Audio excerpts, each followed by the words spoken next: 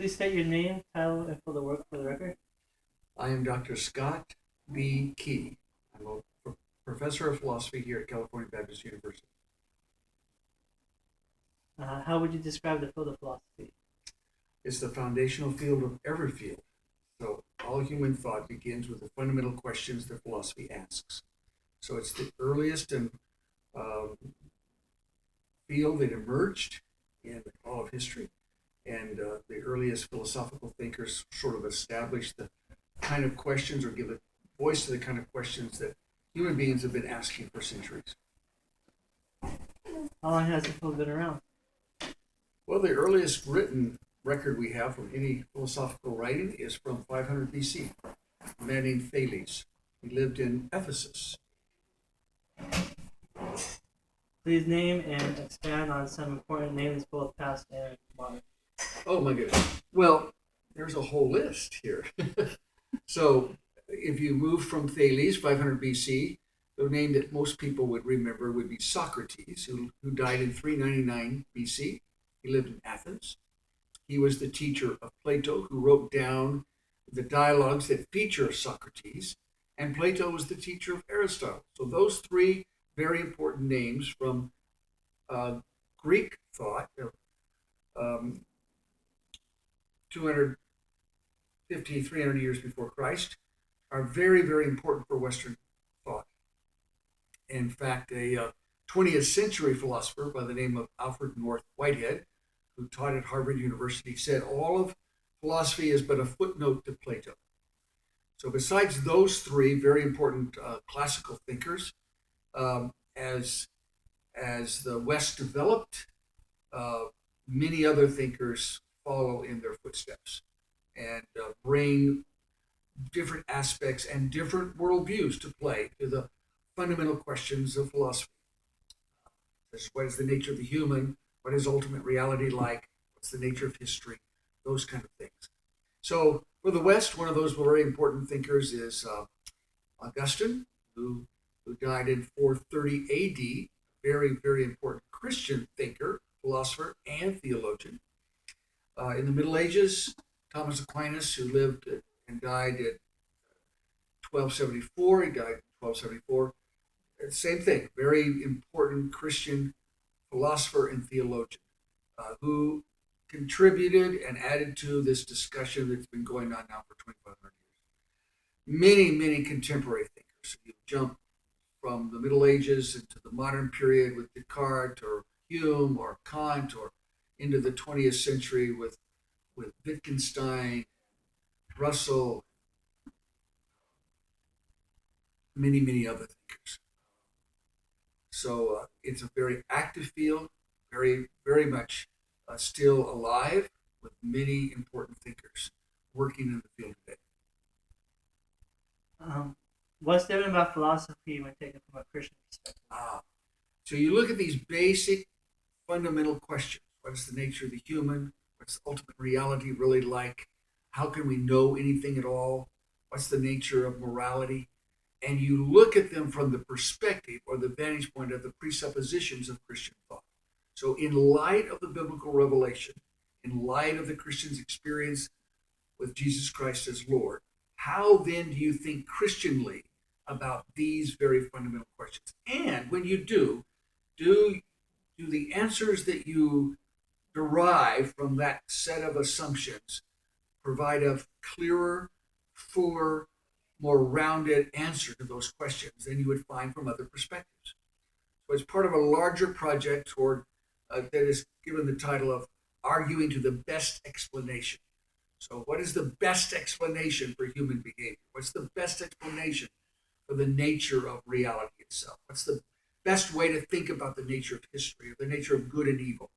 And so the Christian enters that discussion and does so from the vantage point of presuppositions that are shaped by the biblical revelation. Do you care to share your testimony? I don't mind to at all. I was very fortunate. I grew up in a Christian home, grew up going to church, felt like, even as a kid, that if I could be good, just good, I would be good enough to earn God's love and grace. time I got to age 9, I realized that I couldn't be that good, even at 9. Now I hadn't killed anybody, and I hadn't destroyed a whole city or anything like that. But I knew that I had willfully done things that I knew I should not do, and I took certain pleasure in doing those things. So finally, at age 9, the message of the gospel finally clicked for me. It came from my pastor, who preached a very simple but profound sermon based on John 3:16. God so loved the world that he gave his only begotten Son, whosoever believeth in him shall not perish but have everlasting life. That simple, important verse captures a lot of the gospel. Really clicked for me when I was 9 years old. And so that's when I made a personal profession of faith, saying, yes, this I believe. I recognize that even at 9, I can't be good enough to earn God's special favor, his love, his grace, whatever. I have to accept that grace and recognize my own sinfulness. And then at 18 or 19, I kind of revisited that and really believed that God was calling me to commit my life more deeply. And then later, believed that God was calling me into ministry, and my work here at Cal Baptist is a product of that. Step by step, this leadership to finish a degree, bachelor's degree, finish a master's degree. No, I'm not happy. I'm not satisfied with that yet. I think I need to do more if I'm going to do what God wants me to do. Kind of response. And God opened the door for me to work on a PhD and move into teaching. So I've been teaching basically. I've been 27 years here, and been teaching 30 years, doing various other kinds of ministries. I've pastored, I've done ministry, I've worked with students, I've done a lot of different things. What career options are available to the philosophy Anything they want to do. It's very good prep for law school. It's wonderful prep for a life of ministry, through the life of the church. It prepares you for seminary very, very well. We've had students go from a philosophy major right into social work in a master's program. We've had people in philosophy go right into business. We have people go out into teaching and go on in philosophy to earn a master's or a PhD in philosophy, become a teacher at the college level. We've had people with a philosophy degree go right into high school teaching, junior high teaching, that sort of thing. So actually, because it provides the foundation for and undergirds every other discipline, it is great preparation for whatever comes your way, whatever your special gifts, talents,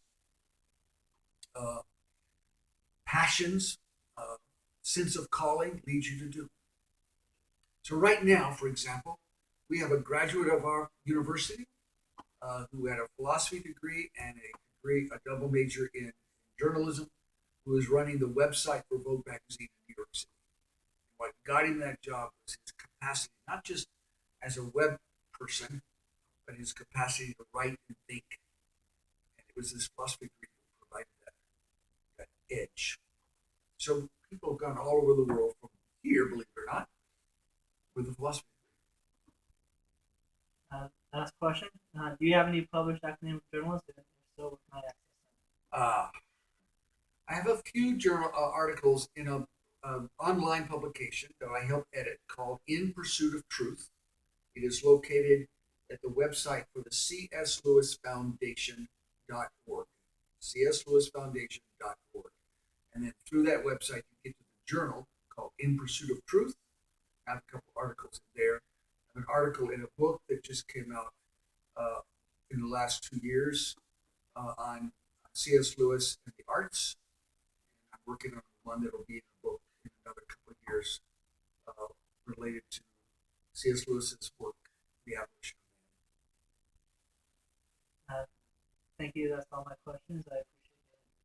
You're very welcome.